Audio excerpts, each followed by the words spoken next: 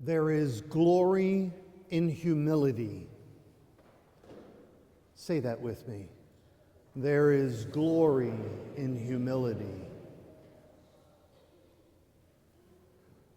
For too many of us in our lives, we misdiagnose, we misunderstand, we attribute falsely glory in places that it doesn't really belong. There is glory in humility. Say that again with me.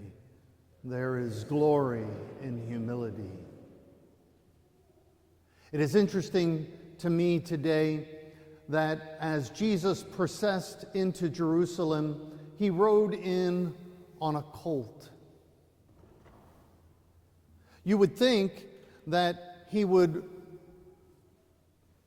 proclaim his glory and ride in on a war horse, some massive beast that would indicate his grandeur, that would tell everyone that he was Lord and King.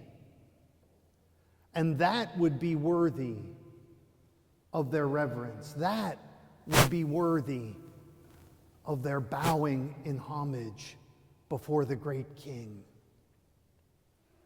But no, he doesn't ride in like all the other kings. He comes in on a colt.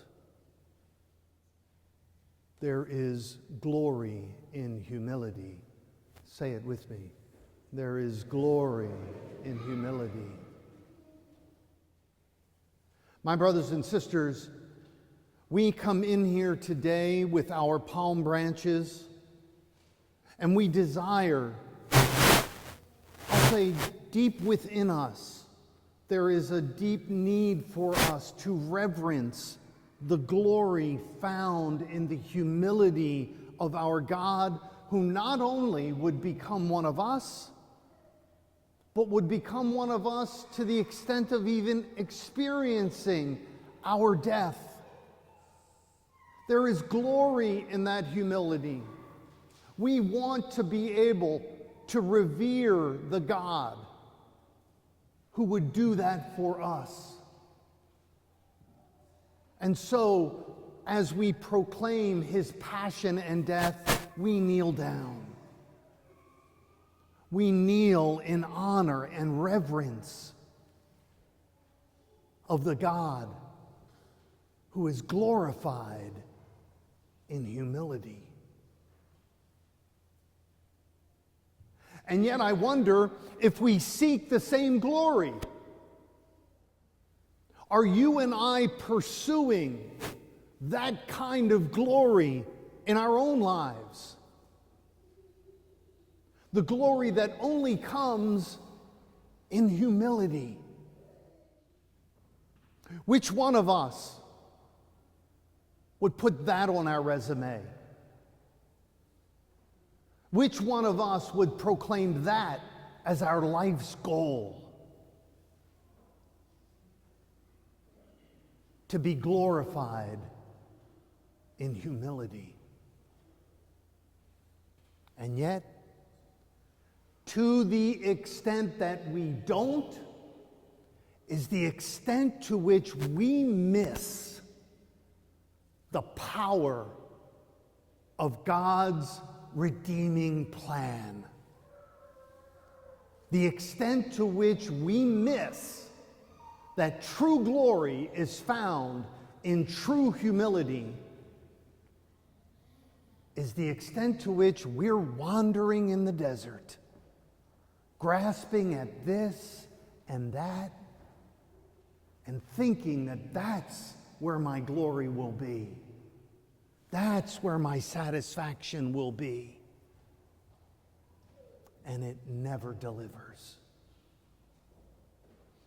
Jesus goes into Jerusalem today on a colt in humility, and we proclaim him glorious.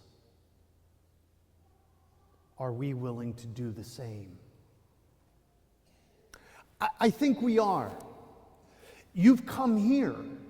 There's something humbling in the human experience about, with some regularity, coming and kneeling before the Lord. Praise God that you're here. Praise God that deep within you somewhere says, I've got to humble myself before the Lord. I have to recognize I'm not in charge of my life. I've got to recognize there's something greater in my life. And so I come to this house of worship.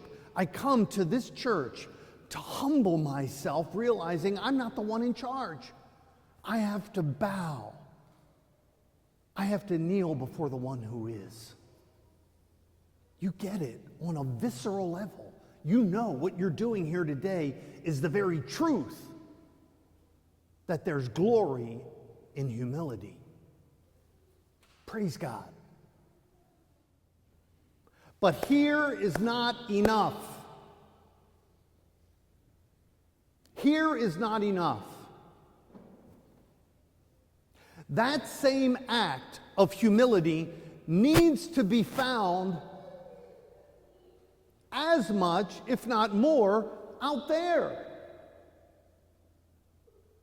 We need to be looking for and appreciating the glory of humility out in the world. For every act of reverence in this church, there should be at least 2 or 10 or 1,000 acts of reverence out there in the world. What's the appropriate ratio for every act of reverence here? I'm pulling numbers out of the air.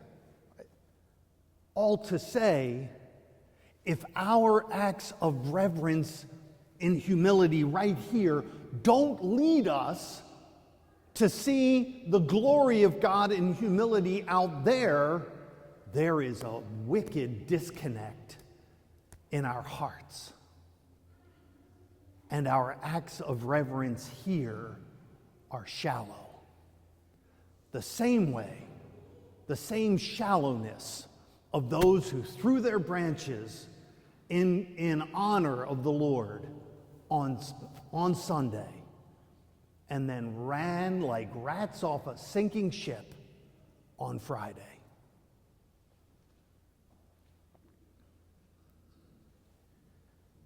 My brothers and sisters, where is the glory of God in humility out there?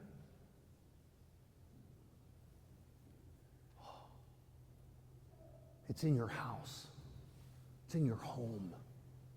It's when you bite your tongue and don't say what you really want to say to your spouse.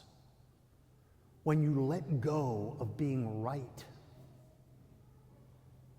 When you willingly give up what you want for the sake of your children. When you do the difficult thing that is so absolutely the antithesis of glory, that humble act is glorious. When you go to work and give it your all, even when you don't feel like giving it your all. When you humble yourself before a project greater than you or your desires.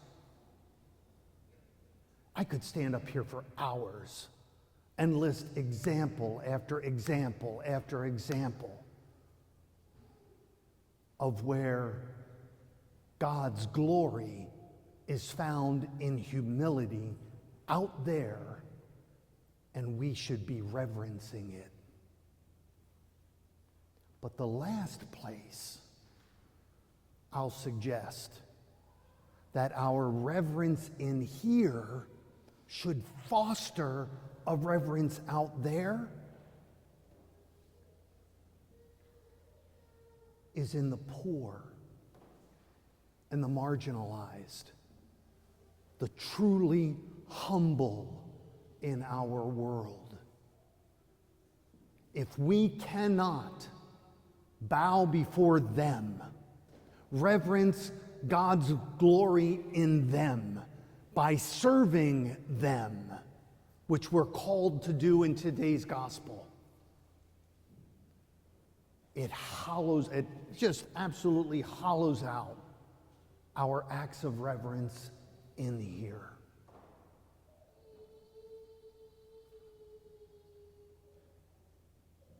There is glory in humility. Say that with me. There is glory in humility. Praise God that we've come here today to witness his glory and to humble ourselves. May we continue to praise God by giving him glory, by reverencing his humility out there.